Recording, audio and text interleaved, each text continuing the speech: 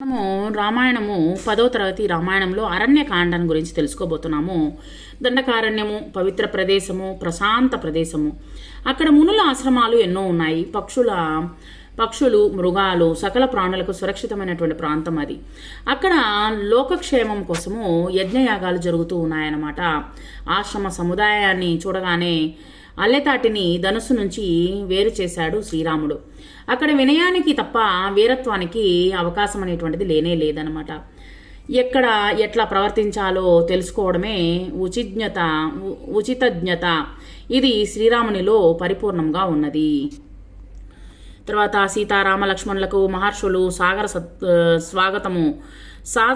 స్వాగతం పలికారు, గౌరవించడం జరిగింది. ఆ సముదాయంలోని ఒక పర్ణశాలలో విడిది ఏర్పాటు చేశారు. మరునాడు ఉదయం నిత్యోచిత కర్మలను ముగించుకొని మహర్షులకు వీడ్కోలు పలికి సీతారామ లక్ష్మణులు ప్రయాణాన్ని కొనసాగించారు. వనం మధ్యకు చేరుకున్నారు. ఇంతలో వికృతాకారంలో ఉన్నటువంటి విరాధుడనే రాక్షసుడు అమాంతంగా లక్ష్మణులపైకి విరుచుకుపడ్డాడనమాట. రామలక్ష్మణులను తన భుజాలపై వేసుకొని పోసాగాడు. సీత గగ్గోలు పెడుతూ ఉన్నది. రామలక్ష్మణులు విరాధుని 2 భుజాలను నరికివేశారనమాట. నేలపై కుప్పకూలిపోయాడు విరాధుడు. తర్వాత ముష్టి గాతాలతో మోకాళ్లతో దాడి చేశారు రామలక్ష్మణులు. ఎంతకు చావని విరాధుణ్ణి గోతిలో పాతిపెట్టడానికి సంసిద్ధులయ్యారు. వెంటనే విరాధుడు తన పూర్వకథను వివరించాడు. తంబురుడనే గంధర్వుడైనటువంటి తాను కుబేరుని శాపం చేత రాక్షసుడిగా మారిన విషయం తెలిపాడు. శ్రీరాముని వల్ల శాప విముక్తి కలుగుతుందన్న కుబేరుని మాటలకు జ్ఞాపకం చేసుకున్నాడు. దగ్గరలోనే ఉన్నటువంటి సరభంగ మహర్షిని దర్శించుకోమని శుభం జరుగుతుందని శ్రీరామునికి చెప్పాడు. తనను గోతిలో పూడ్చమన్నాడు. అలాగే చేశారు రామలక్ష్మణులు. తర్వాత వచ్చేసి విరాధుని మాట ప్రకారము సరభంగ మహర్షి దర్శనానికి బయలుదేరారు. సరభంగుడు మహాతపస్వి, దైవ సాక్షాత్కారము పొందినటువంటి వాడు. శ్రీరాముడిని చూసి శ్రీరామ దర్శనం కోసమే తాను వేచి ఉన్నాడని అన్నాడనమాట. తన తపఫలాన్నంతా శ్రీరామునికి దారపోశాడు. భవిష్యత్తులో శ్రీరాముడు చేయవలసినటువంటి రావణ సంహారానికి ఇది కూడా తోడ్పడుతుంది. ఒక మహాకారణ్య సాధనలో ఎవరి వంతు వారు సహకారం అందించాల్సిందే. అక్కడికి చేరువలో ఉన్నటువంటి సుతీష్ణ మహర్షిని దర్శించుకొని శ్రీరామునకు సూచించాడనమాట. సరభ మహర్షి సీతారామ లక్ష్మణులను చూస్తుండగానే తన దేహాన్ని విడిచి అగ్ని తేజస్సుతో బ్రహ్మలోకం చేరారనమాట. అక్కడి మునులందరూ శ్రీరాముని వద్దకు వచ్చి తమ గోడులను వెళ్ళబోసుకున్నారు. రాక్షసులు మునులపై చేసేటువంటి అకృత్యాలను ఏకరువు పెట్టారనమాట. అక్కడ వాళ్ళు చేసినటువంటి అక్రమాలని శ్రీరాముల వారికి విన్నవించుకోవడం మొదలుపెట్టారు. రాక్షసుల చేతిలో బలైనటువంటి మునుల కళేబరాలను చూపించారు. రాక్షసుల బారి నుండి రక్షించమని ప్రార్థించారనమాట.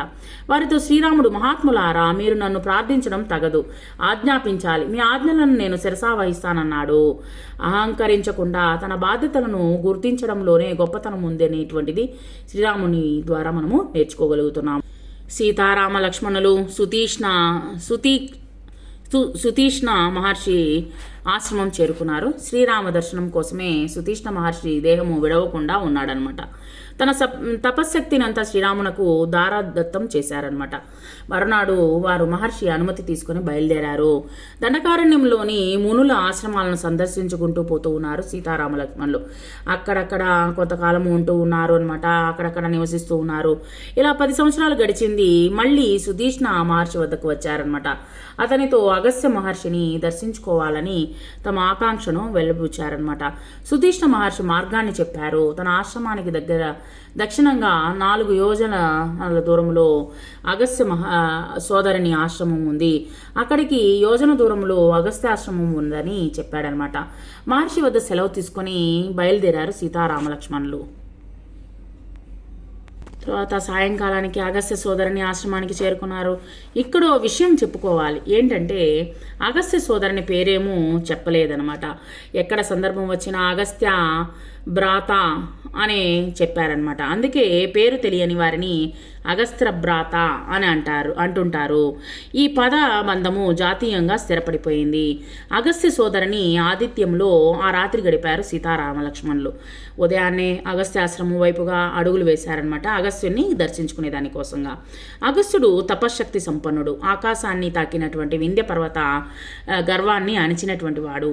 అగం స్తంభయతీతి అగస్త్య, పర్వతాన్ని స్తంభింపచేసినటువంటి వాడు కనుక అగస్త్యుడయ్యాడు అనమాట ఈ యొక్క మహాముని.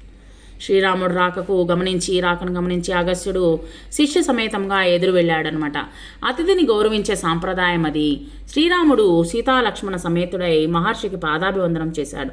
అగస్త్యుడు శ్రీరాముడుకు దివ్యధనస్సు, అక్షయ తూణీరాలు, తర్వాత వచ్చేసి అమోఘమైనటువంటి ఖడ్గాన్ని బహుకరించాడనమాట. జయం కలుగుతుందని ఆశీర్వదించాడు. కష్టాలతో కూడినటువంటి వనవాసానికి సీత కోరి రావడము సాహసమని అభినందించాడనమాట. ఆమెకు గల భర్త ప్రేమను మెచ్చుకున్నాడనమాట. శ్రీరాముడు తాము నివసించడానికి అనువైనటువంటి ప్రాంతాన్ని సూచించమని అగస్త్యుని ప్రార్థించారనమాట. ఒక్క క్షణము ధ్యానమగ్నుడైనాడు మహర్షి. తర్వాత శ్రీరామునితో ఇక్కడికి 2 యోజనాల దూరంలో పంచవటి అనేటువంటి ప్రదేశం ఉన్నది. అక్కడ పొలాలకు జలానికి కొడవ ఉండదు. గోదావరి నదీ తీరంలో ఉన్నటువంటి ఆ ప్రాంతంలో జనసంచారం అనేటువంటిది ఉండదు, ప్రశాంతంగా ఉంటుందని తెలిపారు. అగస్త్యుడి దగ్గర సెలవు తీసుకుని పంచవటికి ప్రయాణం అయ్యారనమాట సీతారామ లక్ష్మణులు. తర్వాత వచ్చేసి దారిలో బలిష్టమైనటువంటి ఒక పెద్ద గద్దను చూశారనమాట. పక్షి రూపంలో ఉండేటువంటి రాక్షసుడేమో అనుకున్నారు. నువ్వెవరువని అడిగారు. తాను పేరు జటాయువు అని దశరథుని మిత్రుణ్ణని చెప్పాడనమాట. తన వంశ చరిత్రను, శక్తి సామర్థ్యాలను వివరించాడు జటాయువు. తన తండ్రికి ఆత్మీయుడైనటువంటి జటాయువును సీతరక్షణ బాధ్యతను అప్పగించాడనమాట శ్రీరాముడు ఆజ్ఞ మేరకు పంచవటిలో పర్ణశాల నిర్మాణం చేశాడనమాట. ఒక పర్ణశాల నిర్మాణాన్ని చేశాడు లక్ష్మణుడు. అంటే ఒక పర్ణశాలని నిర్మించాడనమాట, ఒక కుటీరాన్ని నిర్మించడం జరిగింది. పంచవటిలో జీవనం ప్రశాంతంగా గడుస్తూ ఉంది. ఒకనాడు శ్రీరాముడు పురాణ కథా ప్రసంగంలో ఉన్నాడు. ఇంతలో శూర్పణఖ అనేటువంటి రాక్షసి అక్కడికి వచ్చేసరికి ఈమె రావణాసురుని చెల్లెలనమాట. శ్రీరాముడు సౌందర్యానికి ముగ్ధురాలైంది. తనను చేపట్టమన్నది, అంటే తనని పెళ్లి చేసుకోమని అడిగింది. తమ మధ్య అడ్డుగా ఉన్నటువంటి లక్ష్మణులని చంపి తింటానన్నది.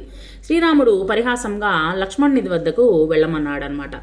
లక్ష్మణుడు తాను అన్నకు దాసుడనని, తనతో ఉంటే శూర్పణఖ కూడా దాస్యం చేయాల్సి వస్తుందని చెప్పాడనమాట. అందుకే శ్రీరాముణ్ణి చేరడము సబబని సమాధానమిచ్చాడు. శ్రీరాముడి వైపు తిరిగింది శూర్పణఖ. మళ్ళీ సీత ఉండడం వల్లే తనకు నిరాకరిస్తుందనేసి ఆ యొక్క అట్టడికి పోయిందనమాట. సీతాదేవి అడ్డు తొలగించాలని ఆమెపై దాడికి దిగిందనమాట. ఎప్పుడు క్రూరులైనటువంటి దుష్టులతో పరిహాసం అనేటువంటి పనికిరాదనమాట. అది ఎంతో ప్రమాదకరము. ఇక్కడ వచ్చేసి చూడండి, ఈ యొక్క ఆలస్యం చేయకుండా శూర్పణకు విరూపిణి చేయమన్నాడనమాట శ్రీరాముడు. అన్న ఆజ్ఞ ఆలస్యము శూర్పణక ముక్కు చెవులు తెగిపడ్డాయన్నమాట లక్ష్మణుని కత్తి దెబ్బకు. లబోదిబం అని మొత్తుకుంటూ సోదరుడైనటువంటి కరుడి దగ్గరకు వెళ్ళిందనమాట. శూర్పణఖ కరుడు 14 మంది యోధులను పంపాడనమాట. వాళ్ళంతా శ్రీరాముని చేతిలో మట్టిగార్చారు. ఇది చూశాక శూర్పణఖ కరుని వద్దకు వెళ్ళి చెప్పింది. కరదూషణాలు 14,000 మంది రాక్షసులతో రాముడి మీదకు దండెత్తారు. 3 గడియల్లో 3 గంటల సేపట్లోనే వాళ్ళందరినీ యమపురికి పంపించేశాడు శ్రీరాముడు. ఈ వార్త అకంపానికి చాలా ద్వారా వేగంగా లంకకు చేరింది. అకంపుడు రావణాసురుడి గూఢాచారుల్లో ఒకడనమాట. ఈ విషయాన్ని సహింపలేని రావణుడు శ్రీరాముడిని హతమారుస్తానని ఆవేశపడ్డాడు. ఆకంపనుడు అసహాయసూరుడైనటువంటి శ్రీరాముణ్ణి వధించడము దేవాసురులకు కూడా సాధ్యం కాదని తేల్చేశాడనమాట. కానీ అందుకు తగినటువంటి ఉపాయాన్ని మటుకు చెప్పాడు. శ్రీరాముడు భార్య సీత అందాల రాశి, శ్రీరాముడికి ప్రాణం. ఎలాగైనా ఆమెను అపహరిస్తే చాలు. ఆ ఎడబాటును తట్టుకోలేక శ్రీరాముడు జీవితాన్ని చాలిస్తాడు అని ఇది రావణాసురునికి ఎంతగానో నచ్చిందనమాట. మరునాడు ఉదయమే రథం మీద ఆకాశంలో ప్రయాణిస్తూ మారీచుడి ఆశ్రమానికి చేరుకున్నాడు. సీతాపహరణ విషయంలో తెలిపాడనమాట. ఈ పనికి తనకు సహాయపడమన్నాడు. మారీచుడు మండిపడ్డాడు. ఓ రాక్షసేంద్ర, ఈ ఆలోచన నీవెందుకు చెప్పారు? నిజంగా అతడు మీకు మిత్రుడి రూపంలో ఉన్నటువంటి శత్రువు. శ్రీరాముడు సింహం వంటివాడు. సింహం దగ్గరికి వెళ్ళడము ఎంత ప్రమాదము. పైగా ఇతరులకు హాని చేయాలనే ఆలోచన కూడా లేకుండా ప్రశాంతంగా ఉన్నటువంటి రాముణ్ణి కవించడము కొరివితో తలగొక్కోవడమే. శాంతించి ఈ ఆలోచన విరమించి సుఖించమని ఉపదేశం చేశాడనమాట. రావణుడి ఆవేశం తిరుగుముఖం పట్టింది. రావణుడు లంకకు తిరుగుముఖం పట్టాడనమాట.